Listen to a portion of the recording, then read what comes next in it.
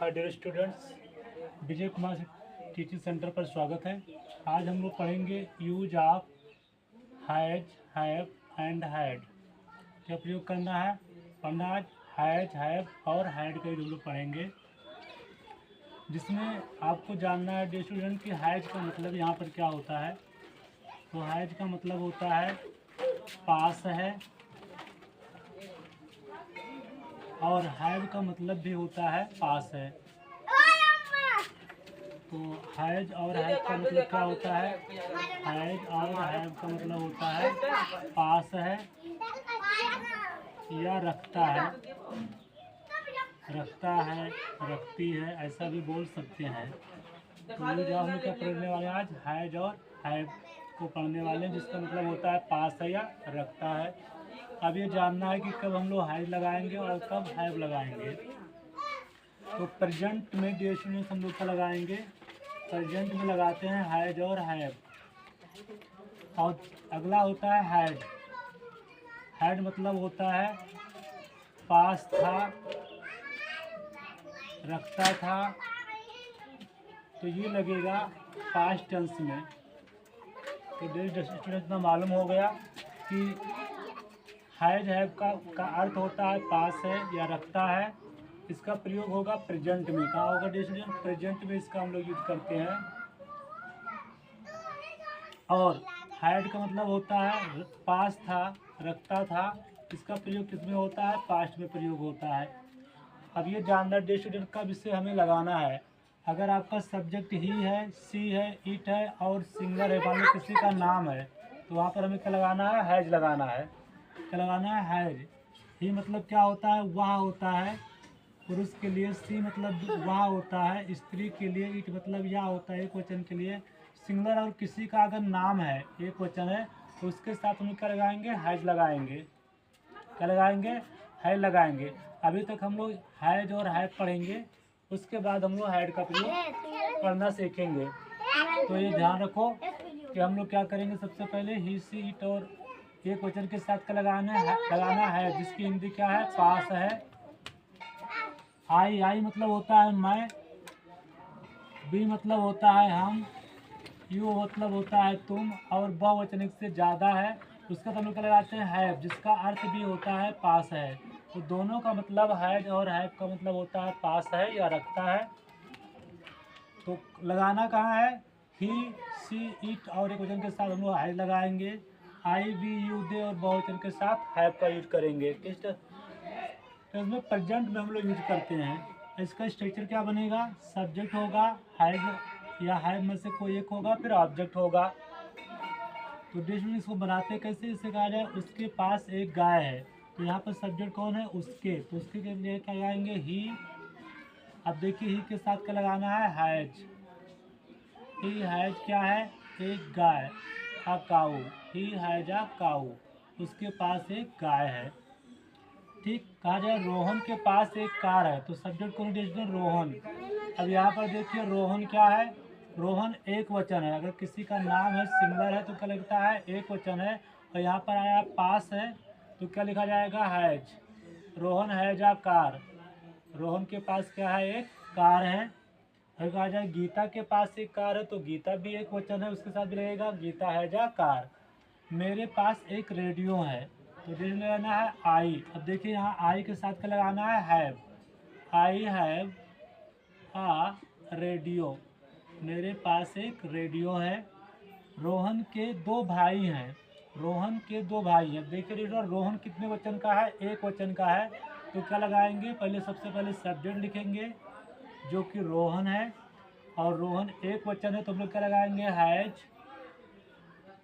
Rohan has क्या है? दो भाई हैं। Rohan has two brothers. Rohan has two brothers. Rohan के दो भाई हैं, या मान लो रोहन के दो बहन हैं, तो रोहन हैज टू सिस्टर्स।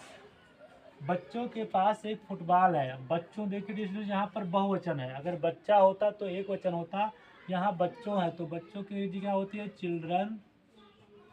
और चिल्ड्रन हो गया बहुवचन, तो उसके साथ क्या लगाना है? हैव। चिल्ड्रन हैव क्या है? एक football, a football. Children had a children have a football, बच्चों के पास एक फुटबॉल है। तुम्हारे पास एक अंगूठी है। तो सब्जेक्ट तुम्हारा है यू, तो यू लिखो। डियर स्टूडेंट क्या लिखा जाएगा, यू सब्जेक्ट है इसका। और देखिए यू के साथ क्या लगाना है, हैव। यू हैव क्या है, एक अंगूठी। आ रिंग, रिंग मीन्स क्या होता है, अंगूठी। यू हैव अ रिंग, तुम्हारे पास एक अंगूठी है। गीता के पास एक छाता है। यहाँ पर आया गीता सब्जेक्ट, गीता एक वचन है, सिंगुलर है, क्या लगता है, हैज। गीता हैज क्या है, एक छाता। An umbrella, UMBRE, umbrella, UMBRELLA। तो Gita has an umbrella, Gita has an umbrella. यहाँ पर मोहन के दो चाचा हैं, तो मोहन क्या है, सिंगुलर है, सब्जेक्ट है आपका। तो सबसे पहले मोहन की अंग्रेजी, और मोहन क्या है, सिंगुलर, तो हम लोग क्या प्रयोग करेंगे, हैज।